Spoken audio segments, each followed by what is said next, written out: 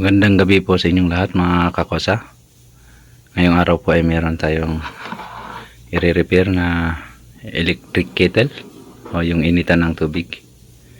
Ito po ay binigay ni yung kasamahan ko, si Hapon o si Toto.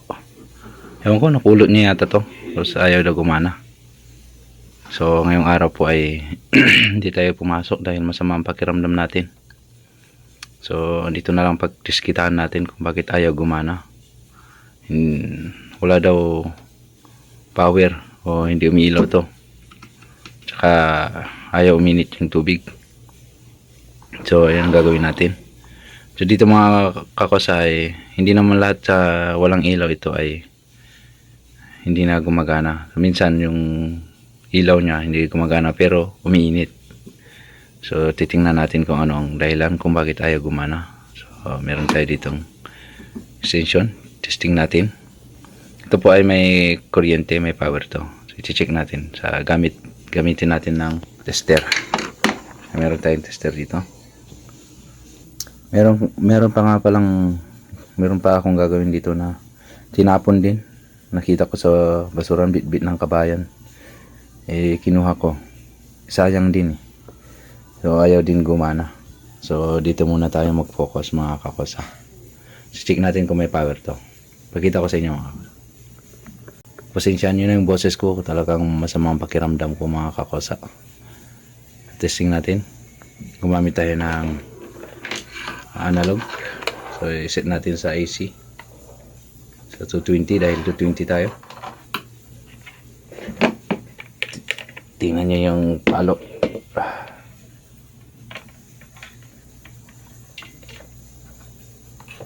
Tingnan nyo ito mga kakosa. Kapalo. Yun. Meron siyang reading na 220. Yun na. 200. Yeah. So may power na mga kakosa. So ngayon, ang gagawin natin ay gamit pa rin ang testing muna natin para makita nyo na wala itong power. Yan. Tapos ito. Yan. So, switch natin. Ito ang switch niya. Yan. So, wala pa rin, no? Off. On. So, wala. So, ngayon, check natin yan ito. Bunutin muna natin. So, dito, i-check natin dito yung kung saan yung line 1 at line 2. Sinsya nyo yung boses ko mga kakosa. So dito, meron tayo dito. At check natin. Kung makikita nyo dito sa loob mga kakosa, so meron siyang line na 1. Dito mga kakosa, so makikita nyo dito na meron siyang 1, 2, 3. Ito to. Itong bilog na to. 1, 2, 3. Dito hanapin natin kung saan dito yung line 1 or line 2 na konektado dito. So ang gagawin natin ay select natin yung ito. Select natin sa X10. Yan. Yan. Naka-extend tayo dito.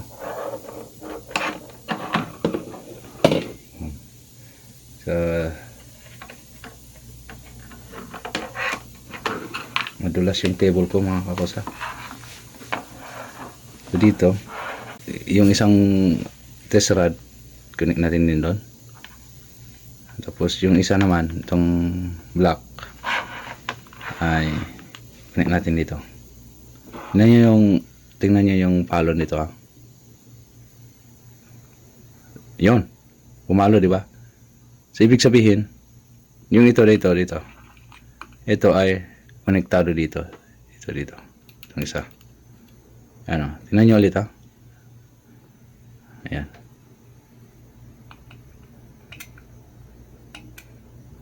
Yun. Di ba? Ulit. Yun. So Ibig sabihin, walang putol. So, dito naman tayo sa isa. Yan.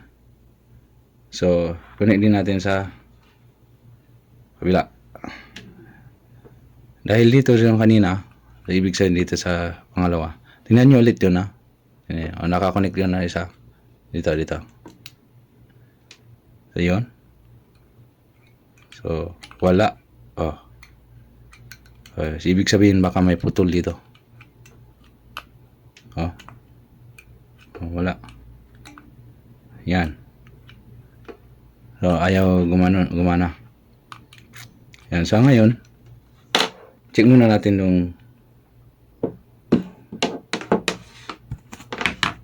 i-check muna natin ito. Ito naman. Check natin dito. Baka mamaya, so, yung kanya dito sa switch niya o kaya dito sa heating element niya. So, dito yung nakakonekta sa yung chinik natin kanina. Yan o. Yan. Diba umuupo siya dito. So, doon. So, ngayon, check natin dito. Yan. So, gamit pa rin ang tester. So, connect natin ito. Isa. Diba? Dito. Tsaka dito. Diba dito yung line 1 at line 2. Doon sa dito. So, connect natin to.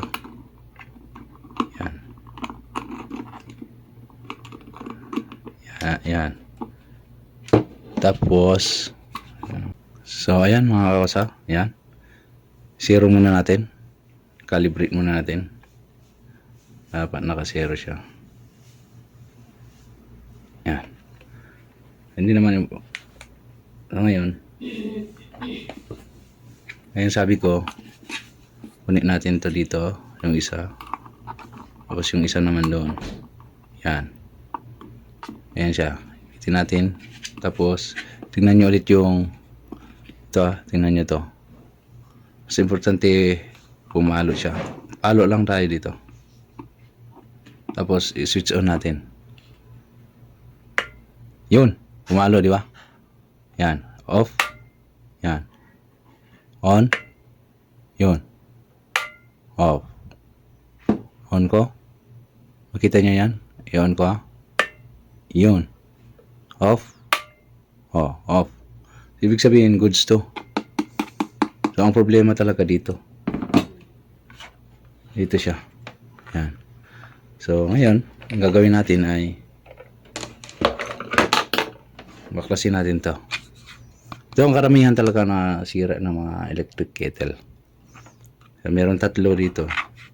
Ang takpan niya. Ang brand pala nito ay Sonashi. Okay. So, yan. Tatlo. Tanggalin lang natin to. So, tanggalin ko lang muna. Gamit ko ng screw. Yan. Tanggalin ko lang mga kakosa. So, yung mga kakosa, tanggal na natin. Itabi lang natin para hindi mawala. So, dito. Yun. Yan. Yan. So, tanggalin lang natin mga kakosa. Okay. So, dito mga kakosa ay nakita natin sa tester na ayaw gumana yung isa. Pero wala akong nakikitang putol naman dito. Yan.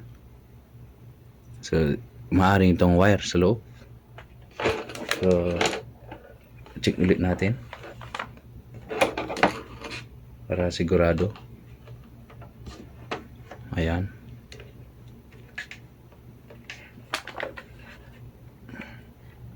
Yan. Tingnan nyo dyan sa dito. Check natin dito ng isang yan. Tapos dito. Wala.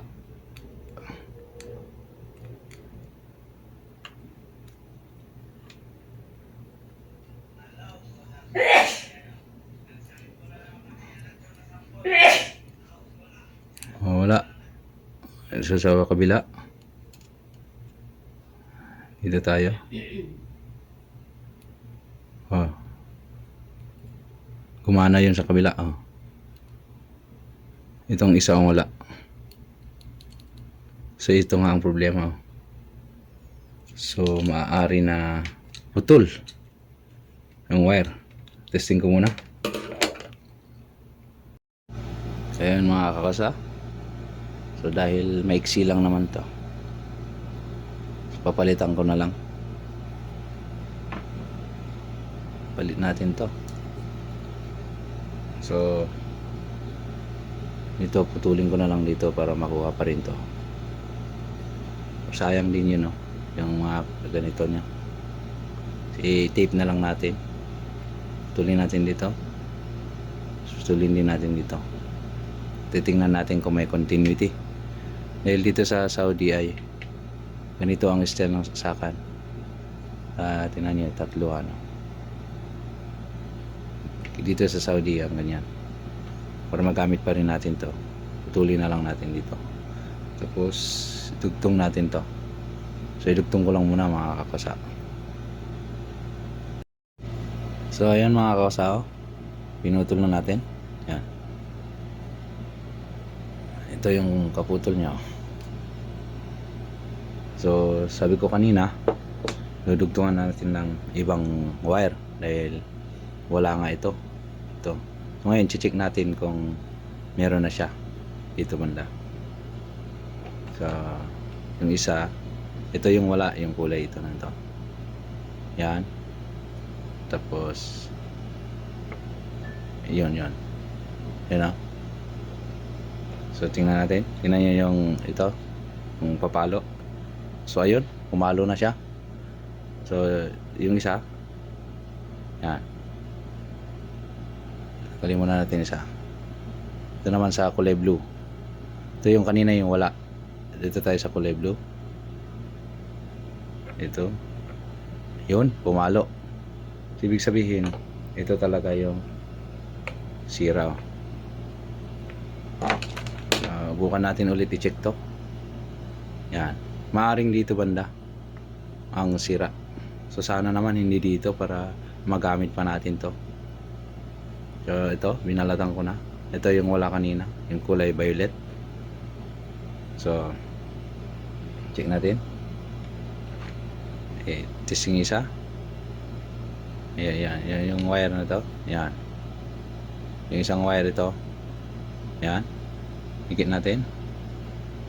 Wala. Walang palo. Dito kabila, wala rin. Pero dito sa isa, bukan natin. Yan. Yung ito ang kulay blue. Ayun, no? Yun, pumalo. Yun, no? Yan. Dito sa, ito talagang wala. So problema ito. Sana magamit pa to. Sana dito na lang ang putol. So ngayon, dudugtong ko na to para magamit pa to. Importante kasi ito eh. Tsaka ito, maganda pa. So dugtungan na lang natin yan. Parehasin na lang, color coding na lang natin. Yan. Violet to violet, blue to blue. Dugtong ko lang mga kakasa. So ito talagang sira. Pinutol ko ulit. Baka sakaling dito yung putol pa, so ayaw pa rin. Kahit i-check ulit natin. Umiksi na. Para sana magamit ko to. Yun. Wala. Walang palo yung tester. Yan. So sira talaga to. Tapos dinugtong ko na to. Black kaya yung white. Lagyan ko na ng tape. Tapos i-testing natin. Mga kakosa, ito na po yung ginawa natin. So tapos ko na. Ito yung sira. So nakita nyo naman sa tester natin kanina. nawala talagang continuity. Meron siyang putol siguro sa loob. So ang ginawa ko mga kakausa ay meron ako nakitang isa, medyo luma, yan. May alikabok pa, yan. So dinugtong ko na. So yan, kita nyo yung puti. At saka dati, di ba, ayaw umilaw to. Dahil nga dun. So saksak muna natin para ipakita ko sa inyo. Tapos lalagyan natin ng tubig. Ito, meron akong ready na tubig. So saksak natin dito. Yan. So lagyan ko na ng tubig para sigurado. So kahit konti lang para makita lang natin.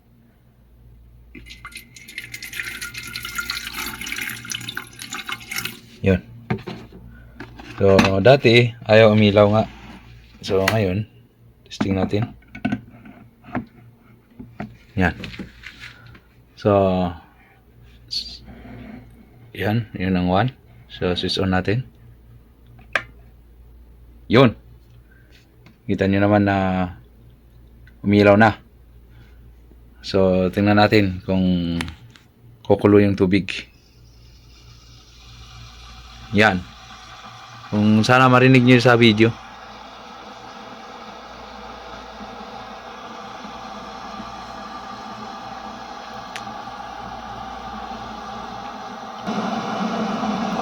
Yan. Maririnig nyo sa video. Meron siyang umuugong. Nagbo-boil na siya. So, ganun lang mga kakosa. So, kailangan meron tayong tester. Yan. Yun, umusok na. Yan, nagmumoist na. Hindi kita sa video. Yun, kita nyo naman. O, yun. Lumagitik. At saka matay. So, ibig sabihin, yun. O, yung usok, tingnan natin. Yun. Di ba? So, ganun lang mga kakosa. Maraming salamat sa inyong suporta at ganun lang ang pag-ayos ng electric kettle. So, kailangan natin ng tester at madali lang naman to. So, maraming salamat sa inyong suporta at sa susunod ulit na video.